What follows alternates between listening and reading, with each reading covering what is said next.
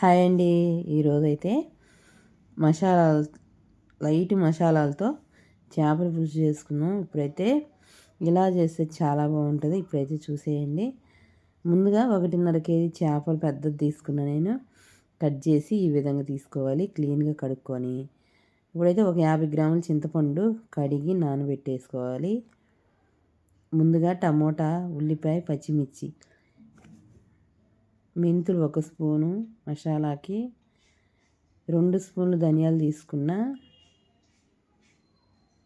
ఇప్పుడైతే ఒక 4 లవంగాలు, 1 ఇంచు దాల్చిన చెక్క కూడా వేసి ఈ విధంగా వేపుకొని 1 స్పూన్ నువ్వులు కూడా వేసుకొని అంతేనండి, వేగిపోయాయి కదా. ఇవన్నీ ప్లేట్లో తీసుకుందాం. నూనె తీసుకున్నా. ఒక 100 గ్రాముల నూనె పట్టిద్ది కేజీన్నర చేపలకి.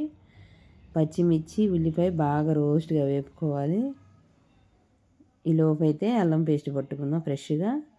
1 ఇంచు అల్లం, 1 గడ్డ వెల్లుల్లిపాయలు, కొంచెం ఎండు కొబ్బరి వేసుకొని వాటర్ వేసి మెత్తగా పేస్ట్ లాగా పట్టుకోవాలి. చూడండి ఈ విధంగా. ఇప్పుడు ఇది పక్కన పెట్టేసి టమోటా కూడా వేసుకొని టమోటా కూడా సాఫ్ట్గా వేగాలి. మనకి ఆయిల్లోనే టమోటా కూడా మెత్తగా అయిపోవాలి బాగా. అప్పుడే చేపల పులుసుకి బాగుంటుంది. చూడండి ఇప్పుడైతే బాగా సాఫ్ట్గా అయిన తర్వాత మనం ముందుగా మసాలా పట్టి పెట్టుకున్న మసాలా కూడా వేసేసుకోవాలి. ఈ మసాలా అంతా వేసి ఇప్పుడు పసుపు, సాల్ట్, టేస్ట్కి సరిపడా కారం కూడా వేసుకొని ఆయిల్ తేలేంతటి వరకు వేపుకోవాలి. 1.5 స్పూన్ కారం వేసాను నేను. చూడండి ఈ విధంగా బాగా ఆయిల్ తేలింది కదా. మసాలా వేగిపోయి పచ్చివాసన పోయిన తర్వాత ఈ విధంగా ఎర్రగా రోస్ట్గా వేగింది. ఇప్పుడు ఈ మసాలా అంతా ఒక ప్లేట్లో తీసి పెట్టేశాను. ఇప్పుడు ఉన్న ఆయిల్లో చేప ముక్కలు అనేది ఫ్రై చేసుకుందాం లైట్గా. ఇప్పుడు అన్నీ ఈ విధంగా పెట్టేస్తే అడుగున ఆయిల్ నిద్ది కదా, చేప ముక్కలు లైట్గా మగ్గుతాయి. ఇప్పుడైతే ఈ మసాలా అంతా వేసేసి ఒక 5 నిమిషాల పాటు మూత పెట్టి మగ్గించుకోవాలి. అప్పుడు చింతపండు పులుసు వేయాలి. ఆ క్లిప్ అయితే నాకు మిస్ అయింది. చూసామా, ఇలా వేసిన తర్వాత ఒక 5 నిమిషాలు మగ్గించిన తర్వాత ఇప్పుడైతే నేను చింతపండు పులుసు వేసానండి. వీడియో తీశాను అనుకున్నాను కానీ క్లిప్ మిస్ అయింది. ముందుగా నేను చింతపండు పులుసు అంతా పిసికి పక్కన పెట్టా కదా, ఆ పులుసు కూడా 5 నిమిషాల తర్వాత పోసేసా. ఇప్పుడు గెంటె పెట్టి తిప్పకూడదు, ముక్కలు అనేది మెత్తబడతాయి.